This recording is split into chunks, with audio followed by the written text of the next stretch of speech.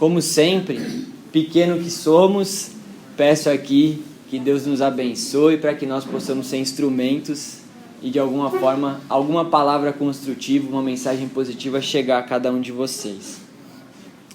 Antes da gente começar o tema que está proposto na lousa aí dessa noite, para a segunda exposição, queria contar para vocês, não é uma história, é um fato real. Em julho, no Céu Cidade Dutra, estava em cartaz um teatro chamado Meu Amigo Jesus.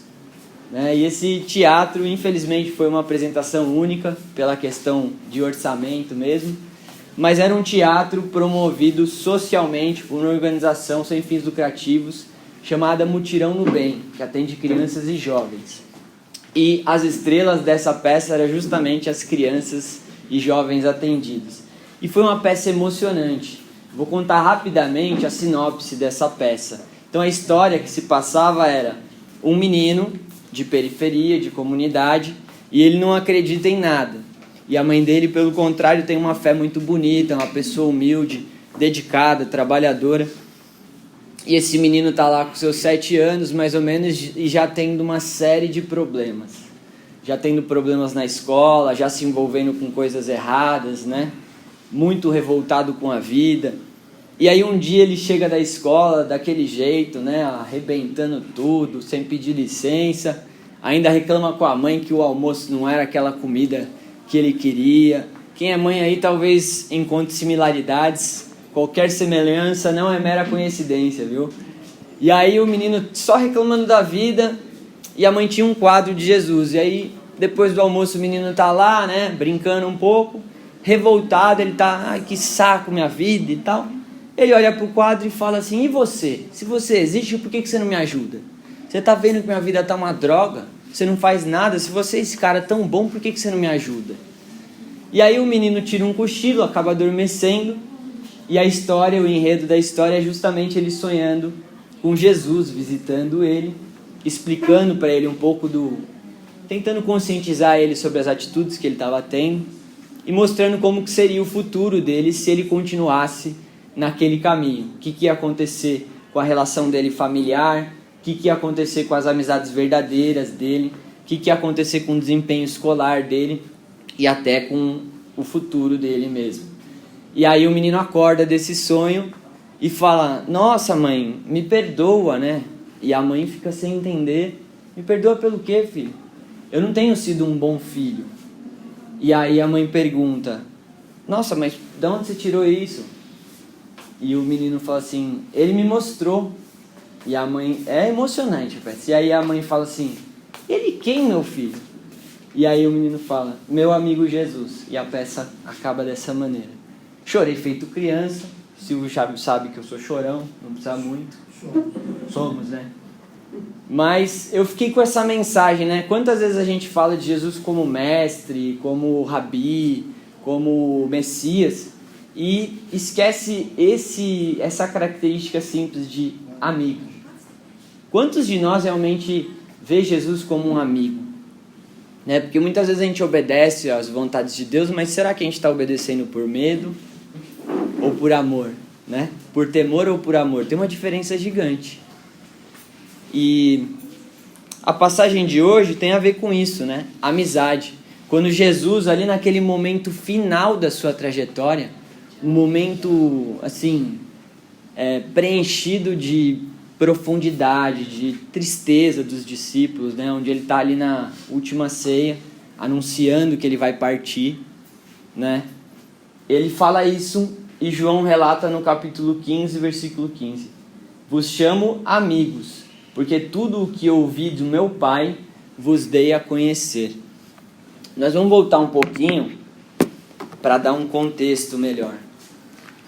No capítulo 14, ainda do livro de João, Jesus está falando, está preparando os discípulos para a sua despedida, para a sua partida.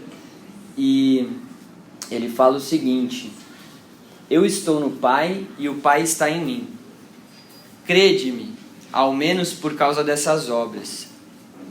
E aí um pouquinho mais para frente ele fala assim, se me amais, observais meus mandamentos. E rogarei ao Pai, e ele vos dará outro Espírito da verdade, que para nós do Espiritismo nós entendemos que é a revelação espírita, que é o Consolador que Jesus fala. Que é a mensagem espiritual, né? Porque depois ele fala assim, que o mundo não pode acolher porque não o vê nem o conhece. Então ele está falando do mundo espiritual, né? Que hoje nós recebemos diversas mensagens, não só de um, mas de vários espíritos. Então Jesus ele está colocando como condição da amizade dele, tanto aqui no capítulo 14 quanto no capítulo 15, o amor, né? Ele coloca que ele não chama mais os discípulos de servos, porque o servo não sabe o que o Senhor faz. Ele fala aqui nesse capítulo também. Não vos chamo mais de servo, porque o servo não sabe o que o seu Senhor faz, mas o amigo sabe. Então, para a gente falar sobre esse tema, de como nos tornar amigos de Jesus, vamos começar do começo, como dizem, né? O que é um amigo? Como diferenciar um amigo de um admirador, de um seguidor? Será que é tudo a mesma coisa? Então vamos lá. Admirar. Esse verbo vem do latim, somado da palavra ad, que significa para, e mirare, que é olhar, ou seja, olhar para. Nós podemos admirar alguém sem nem conhecer, não é verdade? Você pode mirar para alguém e reconhecer características que você gostaria de ter, sem nunca ter trocado uma palavra com aquela pessoa. Aliás, quando nós nos tornamos humildes de verdade, nós conseguimos admirar características e qualidades até no inimigo, sabia, gente? Pô, esse cara aqui é meu inimigo, Silvio, mas eu tenho que admirar a persistência que esse cara tem, né? Então, admirar é mirar de longe. A gente não precisa ser amigo, não tem nada a ver, a gente pode admirar qualquer pessoa. Seguidor. Jesus tinha muitos seguidores, né, gente? Vou jogar uma pimenta, hein, Silvio? Até aí Hitler também teve, né? Até aí vários tiranos da humanidade também tiveram vários seguidores. Então será que seguir Jesus basta? Seguir, ainda mais hoje, né? Acho que hoje essa palavra está muito a meu favor. Hoje a gente consegue ter seguidores que não são nem físicos, né? Tá lá na rede digital, nunca viu tua cara, não sabe quem você é. Não, eu sigo Jesus. Imagina, gente, que a gente estivesse ali seguindo Jesus no Instagram. Mas você sabe o que ele curte? Não faço ideia. Sabe onde ele mora? Também não sei. E se amanhã nós fomos perseguidos em nome de Jesus? Você vai falar que você seguia ele? Eu não tenho nada a ver, só seguia ele lá no Instagram. Nem conheço. Então perceba, eu estou fazendo essa brincadeira, claro. Mas não basta também seguir. Seguir é ir atrás. A gente pode seguir várias coisas, pode seguir uma linha de pensamento, pode seguir uma tendência, pode seguir uma pessoa, um artista, né? Seguir pode ter esse significado tanto da gente ir atrás de algo que nos atrai, seguir um sonho, né? Como de seguir no sentido de ser conduzido. Ah, eu só segui o Silvio. Vini, mas por que você fez isso? Ah, eu só segui o Silvio. Também é fácil, né? A gente esconder a nossa intenção ali, no terceiro. Não, eu só fui seguindo. Só segui a galera, gente. Tava todo mundo pegando lá as coisas do mercado, eu achei que podia pegar, era de graça. Né? Aí a gente fala, peraí, não é bem assim. Não dá pra gente seguir cegamente nada, gente. Aí já tá uma dica, né? Nunca siga cegamente nada, ainda mais se for humano. Por quê? Aqui está a grande diferença da nossa reflexão, o ponto principal, para já entrar nele, da nossa reflexão de hoje. Por que Jesus é o nosso melhor amigo de qualquer um de nós? Porque Jesus, por mais que ele tenha passado por uma experiência humana, ele já superou a experiência humana há muito tempo. Então ele tem um grau evolutivo que, diferente de qualquer um de nós, que é condição nossa falhar, Jesus não. Jesus não falhou, por isso que ele irritou tanta gente. Se você pegar a trajetória de Jesus, ele não falhou em nenhum momento. A palavra que ele dava, ele cumpria. O ensinamento que ele passava, ele exemplificava sem nenhuma incoerência. Então, por isso que esse é o melhor amigo que a gente pode ter. Porque vamos ser sinceros entre nós. Todos nós aqui somos amigos de alguém e temos alguém como amigo. Esse amigo pode errar com a gente? Pode, né? Mesmo sem intenção, gente. Não estamos falando aqui que a pessoa vai errar com você na maldade. Porque nós somos falhos. Então, às vezes, posso te usar de exemplo, Silvio? Eu sou amigo do Silvio, eu combinei com o Silvio, Silvio, vamos comer uma pizza depois daqui? Vamos, ele fala, vamos. Aí o Silvio todo responsável foi lá, se planejou e tal, e eu sou meio desorganizado, meio avoado, esqueci que marquei com ele. Ah não, Silvio, hoje não vai dar, cara, desculpa. Falhei com o meu amigo, não é verdade? Mas eu vou comer a pizza. Mas ele vai comer a pizza, conhecendo o Silvio, ele vai falar, tranquilo, filho. Vai lá, eu vou lá também. Mas perceberam, foi uma falha, por mais que eu não queira, uma característica minha ainda imperfeita, que eu preciso desenvolver, me levou a falhar, mesmo sem querer, com um amigo, com alguém que eu amo e prezo. Então nós humanos, gente, todos nós vamos ter essas falhas, mesmo com aquela melhor amiga, aquele melhor amigo. Jesus não. Olha que coisa maravilhosa. Quando você faz amizade com o Cristo, ele não falha com você em nenhum momento. Nenhum momento. Essa é uma amizade que... E outra, você leva para a eternidade. Olha que beleza, gente, não é? Morreu, ixi, tem que torcer para encontrar lá no plano espiritual agora, esse fulano, foi tão bom viver com ele lá encarnado. Jesus, ele vai seguir com você o tempo que você quiser seguir com ele. Vou repetir, Jesus vai seguir com você o tempo que você quiser seguir com ele. Porque se ele é um ser, assim como nós, em evolução, não pensem que Jesus chegou lá no trono e está lá bonitinho sentado. O cara continua evoluindo. Se o cara já governou um planeta, quantos mil anos atrás, né, Silvio? Imagina o que ele não está fazendo agora. Quantas humanidades, quantas consciências será que ele já não despertou? Cada linha religiosa vai chamar Jesus de um nome. Vocês sabiam disso também? Às vezes a gente está falando da mesma pessoa. Jesus, é Sananda, é o Atman, é o Messias, é tudo Jesus, é o mesmo espírito que a gente está falando. Ele só vai ganhando, é o leão de Judá, é o rei de Israel, cada um vai chamar de um nome, nós estamos falando do mesmo ser. Esse é que está nos convidando a ser amigo. E no nosso dia a dia, a gente pode pensar algumas qualidades também num bom amigo, né? Para a gente poder começar essa amizade com Jesus. Gente, como que a gente faz amizade com alguém? É tão ruim isso, né, Silvio, que eles não podem falar com a gente. Mas eu vou falar, vou perguntar e responder, tá, gente? Tentar pegar o pensamento de vocês. O Silvio sopra aqui também ajuda os universitários. A gente faz amizade, pelo menos até onde eu entendo, perguntando, conhecendo, se abrindo, né? Você não pega a ficha da pessoa e já vi isso, aquilo, vi que ela gosta disso. Vamos fazer amizade? A gente vai conhecendo, não é assim? Oi, e aí, tudo bem? Tudo, e você também. E aí, o que você gosta de fazer? Aí no outro dia a gente tá... O que você gosta de comer? Vinícius, já te apresentaram o Tinder, não? Já dá pra fazer amizade de outro jeito, né? Tá vendo? É isso que a gente fala. Pensa no que você vai falar, ainda mais com o Silvio. Porque você pode fazer uma vergonha e ficar vermelho aqui na frente. Entendi. Dá pra fazer amizade também. Legal, Silvio. Então, voltando. A gente conhece alguém se abrindo e perguntando, né? E escutando, né, gente? Não adianta também ser aquela pessoa... quero fazer amizade com o Silvio. Aí eu chego lá e vomito 1h30 da minha vida no Silvio. Ô, Silvio, você não sabe... Blá, blá, blá, blá, blá, blá. Aí o Silvio tenta entrar daqui, tenta entrar daqui. Não, então, eu também gosto disso. Não, mas espera, deixa eu falar. Eu gosto disso, gosto daquilo. Eu tô falando só de mim, né? Aí eu não tô fazendo amizade. Eu tô procurando alguém só pra... Amizade de verdade, aquela boa que a gente leva pra vida, pressupõe isso aqui, ó. A gente entrelaçando os nossos corações, as nossas vidas, e criando uma palavrinha que é fundamental para uma amizade verdadeira. Essa palavra se chama intimidade.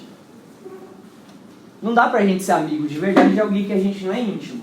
Percebe? Eu amo aquela pessoa ali, eu daria a vida por ela, não sei nada sobre ela. Não seria nem sensato, né?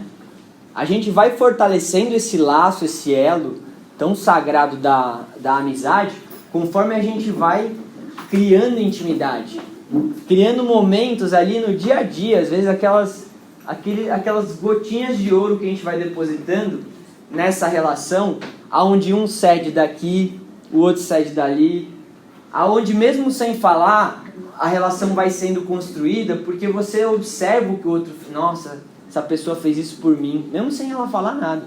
A gente percebe, pô, esse é um amigo de verdade, ó. Nossa, a pessoa fez isso por mim, me ajudou aqui.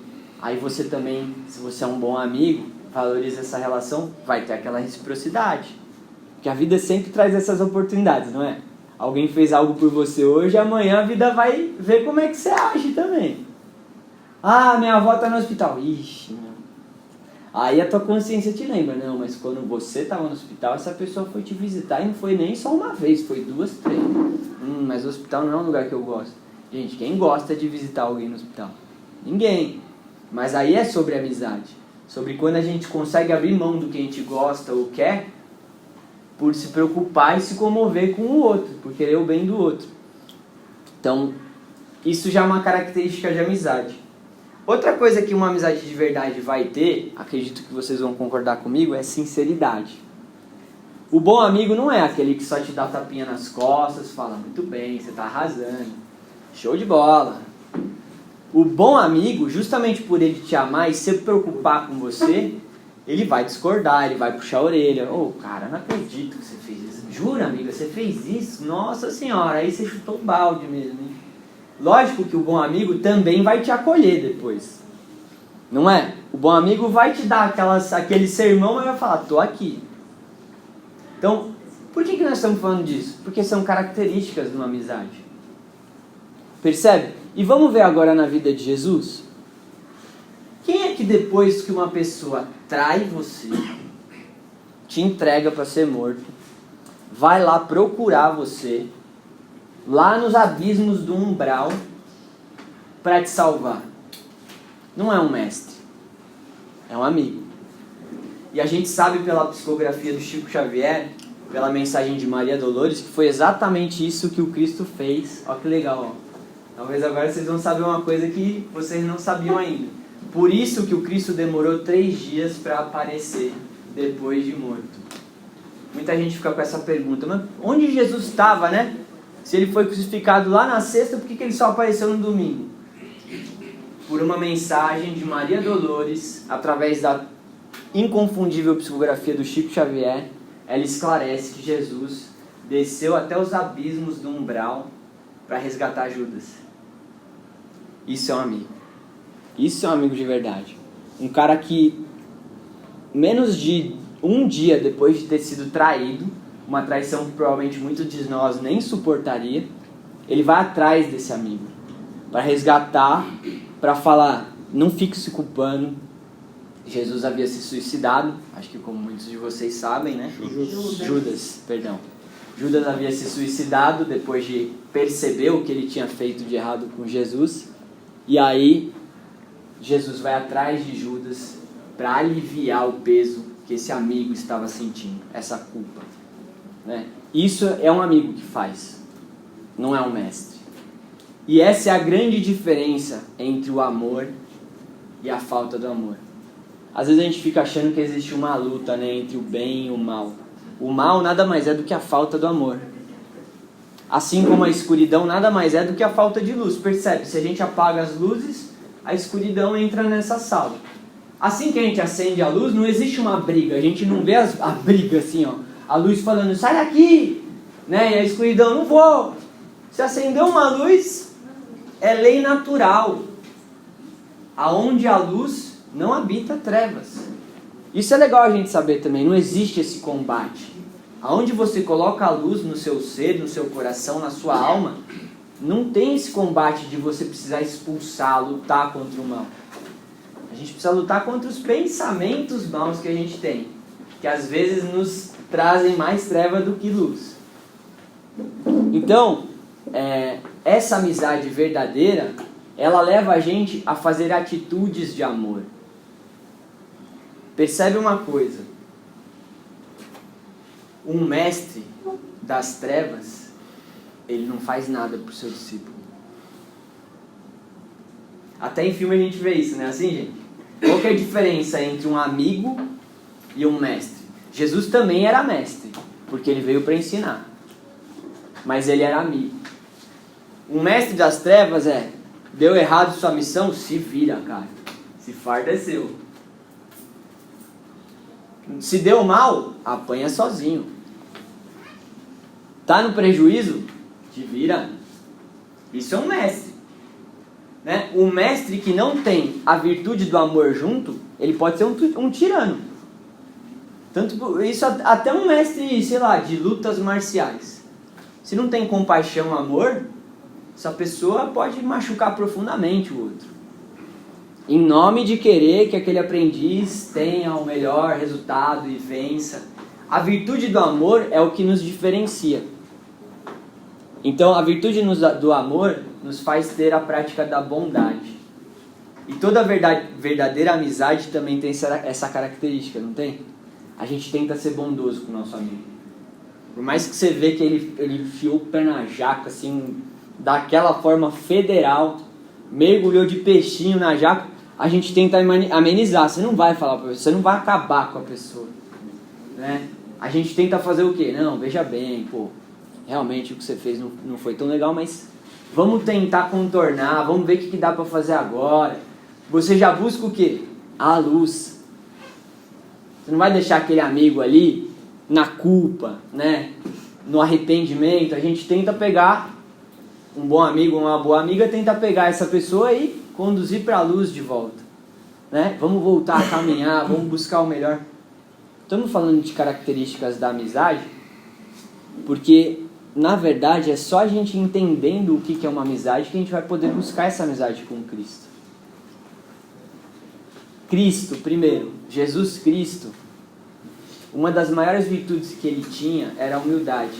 Nunca entre em contato com Jesus achando que ele está num ar de superioridade.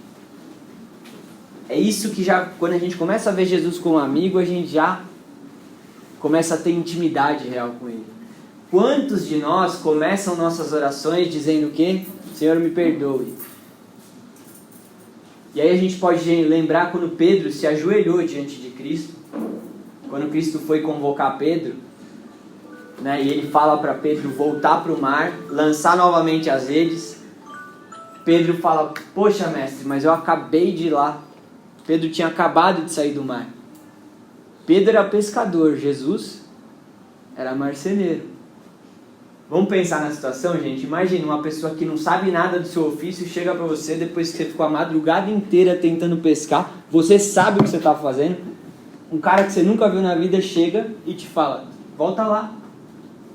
Lança a rede de novo. Aí Pedro ainda tenta ser educado e fala assim, então, Senhor, eu fiz isso a madrugada inteira e não pesquei nada. Mas aí é onde entra o triunfo, né? A fé de Pedro. Ele fala, mas como é tu que me mandas, eu vou. Porque Pedro já tinha ouvido falar de Jesus. E quando ele vai, a gente conhece esse episódio, né? Enche o barco inteiro, é preciso chamar um outro barco de tanto peixe que eles pegaram.